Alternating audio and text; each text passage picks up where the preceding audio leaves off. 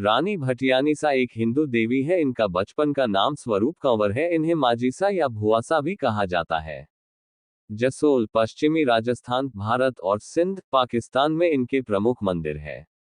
रानी भटियानीसा का जन्म ग्राम जोगीदास, तहसील फतेहगढ़, जिला जैसलमेर के ठाकुर जोगीदास जी के घर हुआ था।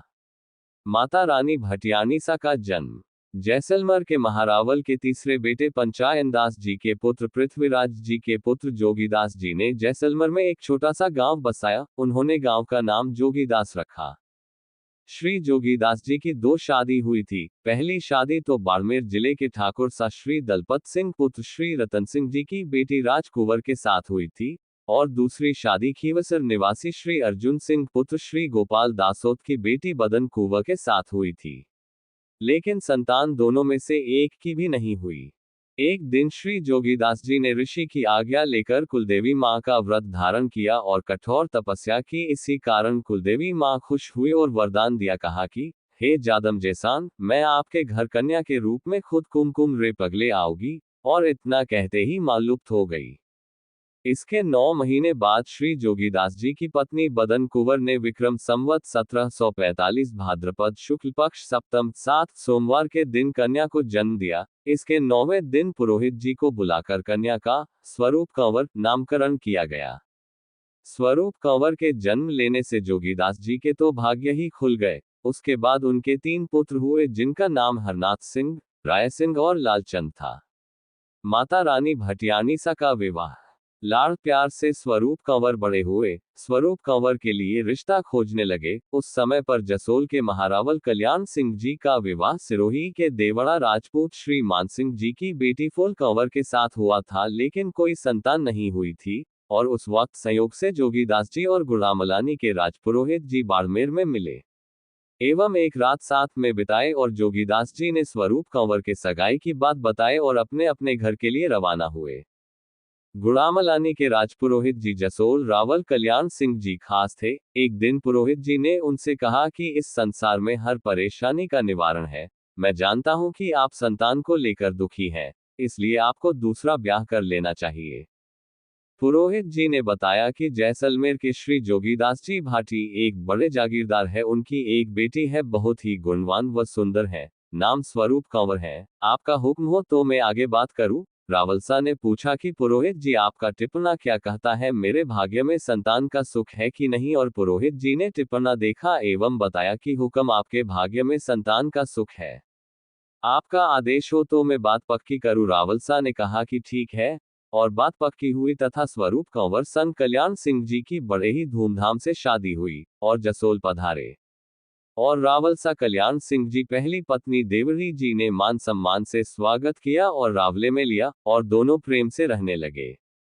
लाल बन्ना का जन्म भटियानी जी पाठ पूजा करते और भगवान का स्मरण करते। शादी के 9 महीने बीत जाने के बाद भटियानी जी ने पुत्र को जन्म दिया। रावलसा बहुत खुश हुए। पूरे जसोल में खुशियां छाए और पूरे जसोल में मिठाई बांटी गई और सब ने खुशियां मनाई। पुत्र का नामकरण करवाया और नाम लाल बन्ना रखा। भटियानी जी ने देवरी जी कहा कि आप भी भगवान का पूजा पाठ करो तो आपको भी पुत्र होगा। उनके कहे अनुसार देवरी जी ने भी भगवान का स्मरण किया एवं पूजा पाठ किया और उनको भी पुत्र हुआ। उनका नाम कुंवर प्रताप सिंह दिया। दोनों पुत्रों को पालने में झूलता देखकर रावल कल्याण सिंह जी ने कहा कि मेरे तो भाग्य ही खुल गए। वो बहुत ही खुश हुए। पूरे राजमहल में खुशियां छाई। दोनों रानियां भी बहुत खुश थी। एक दिन राजमहल में देवरी जी की दासी उनके कान भरने लगी और कहने लगी कि देवरी जी, मुझे तो आपकी बर्बादी दिखाई दे रही है, क्योंकि रानी भटियानी जी के तो आने से रावलसा के तो भाग्य ही खुल गए। उनके आने से आपका मान सम्मान कम हो गया और उनका पुत्र लाल बनना तो बड़े हैं, इसलिए राज के पाटवी तो वो ही बनेंगे। आपका पुत्र प्रताप सिंह तो छोटे हैं, इसलिए वो तो दरोगा की जगह पर काम करेंगे और आपकी जगह होगी दासी की। हे भगवान देवरी जी, आपकी ऐसी दुर्गति मुझसे तो देखी नहीं जाएगी। ऐसे दिन देखने से पहले ही हे भगवान मुझे अपने पास बुला ले। दासी इसी तरह देवरी जी के कान भरती रही और देवरी जी के मन में हीनता आने लगी। ऐसा कुछ दिन तक चलता रहा, जिससे देवरी जी के कलेजे में आग भभकने लगी। देवरी जी को दासी ने इतना भड़का दिया था कि वो दिन रात यही सोचने लगे कि कुछ भी करके लाल बना को रास्ते से हटाना है। देवरी जी के हाव भाव देखकर भटियानी जी को शक तो ही हुआ, पर यह नहीं सोचा था कि ममता के आंचल में इतना काल और जहर भरा हुआ है। जब श्रावण महीने की तीज आई, भटियानी जी को तीज में झूला झूलने और घूमर नृत्य का बड़ा ही शौक था। तीज के त्योहार पर जब बाग में ढोल बजा तो उधर कुल की सब औरत तैयार होकर 16 श्रृंगार करके राजमहल में आई और भटियानी जी को घूमर नृत्य करने के लिए साथ में पधारने को कहा।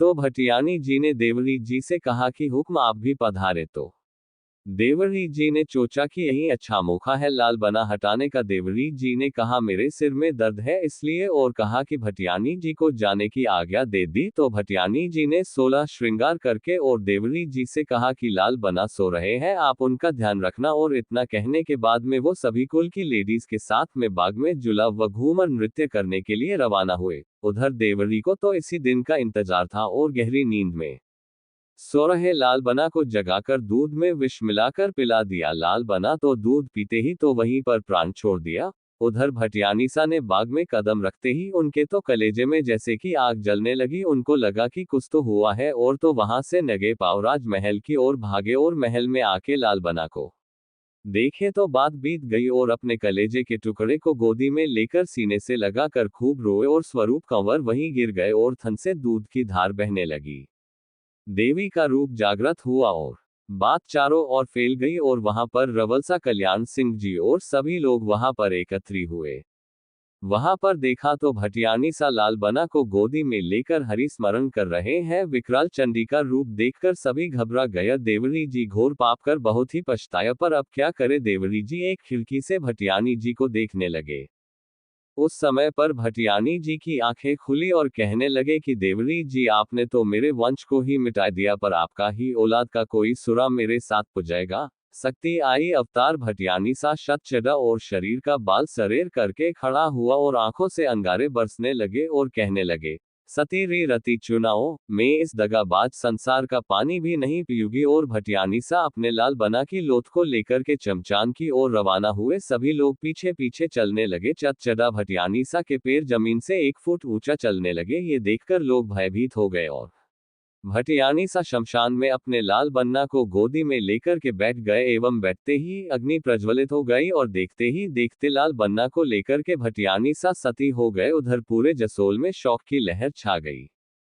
उधर जोगीदास जी ने एक बुरा सपना देखा, तो उन्होंने जोगीदास गांव के रामा मिरासी को बुलाकर के कहा कि तुम्हें जसोल जाना है, स्वरूप कंवर से मिलकर के आना है कि वहां पर सब कुछ अच्छा तो है, और हाँ, तुम्हें सीधे जसोल ही जाना है और वहां से स्वरूप कंवर से मिलकर वापस आना है। तो मिरासी ने कहा कि जो आपका आदेश हुक्म, और वहां से जसोल के लिए रवाना हो गया। माता रानी भटियानी का चमत्कार। रामा मिरासी अपनी पत्नी को साथ में लेकर के जसोल आया और रावले में आकर के कहा कि मैं जोगीदास गांव से आया हूं और स्वरूप कंवर से मिलना है। तो राजमहल की दासियों ने कहा कि भटियानी सा तो ऊपर महल में है, जाकर के मिल लो और दान भी ले लेना। लेकिन मिरासी को पता नहीं था कि स्वरूप कंवर अब इस दुनिया में नहीं है। मिरासी ऊपर महल में जाकर के भटियानी सा को बुलाने लगा और गाना गाने लगा। तो थोड़ी देर में महल का दरवाजा अपने आप खुल गया और भटियानी सा वहां पर प्रकट हुए। भटियानी सा ने मिरासी से कहा कि आइए रामा मिरासी कैसे है, और जोगीदास गांव के हाल चाल पूछे। तो मिरासी ने कहा कि वहां पर सब अच्छा है, हुक्म आपसे मिलने के लिए आए हैं। भटियानी सा ने उनको खाने के थाल में मिठाई, 36 पकवान, कपड़े और सोने के आभूषण दिए। भटियानी सा ने रामा जी मिरासी से कहा कि रावलसा से कहना कि भटियानी सा ने दान दे दिया है और आपको चांदी का 2 रिंग वाला ऊंट देवे। और मिरासी ने खाना खाया और कहा कि जो हुक्म आपका। इतना कहने के बाद मिरासी जाने लगा। तो भटियानी सा कहा कि रामा जी, एक बात बोलूं, आपको डर तो नहीं लगेगा।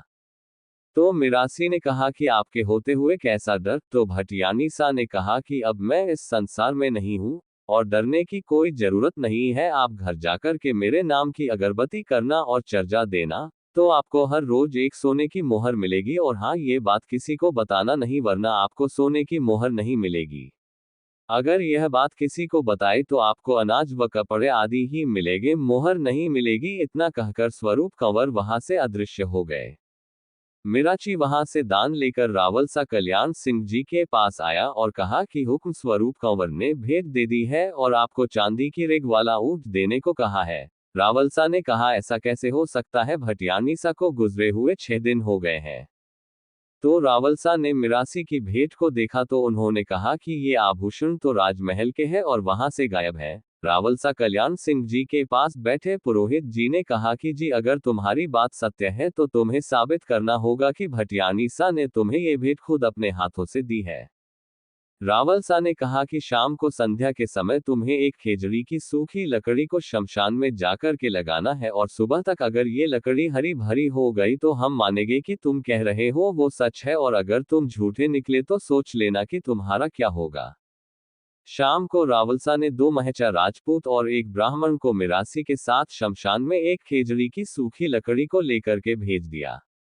वहां पर लकड़ी को लगा दिया और मिरासी ने कहा कि हे स्वरूप कंवर, आप हमारी लाज रखा जो, नहीं तो रावलसा हमें मार देंगे। इतना कहकर वहां से वापस आए।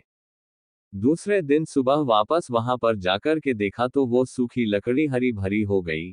ये देखकर राजमहल में आकर के रावलसा कल्याण सिंह जी से कहा कि हुक्म, वो सूखी लकड़ी तो हरी भरी हो गई है। रावलसा को यकीन नहीं हुआ और कहा, मैं खुद वहां जाकर के देखता हूं।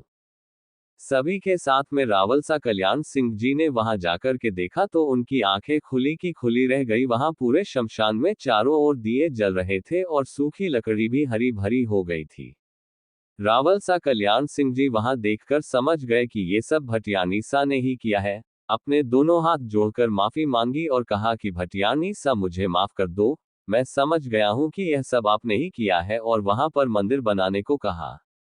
आज वहां पर बहुत बड़ा धाम है। उधर मिरासी ने जोगीदास गांव जाकर के स्वरूप कंवर के नाम की अगरबत्ती करने लगा और छर्जा भरने लगा तो उसको रोजाना सोने की मोहर मिलने लगी। लेकिन एक दिन इसका पता राजा जोगीदास जी को लगा और मिरासी को सारा सच बताना पड़ा, और उसके बाद से मिरासी को सोने की मोहर मिलनी बंद हो गई।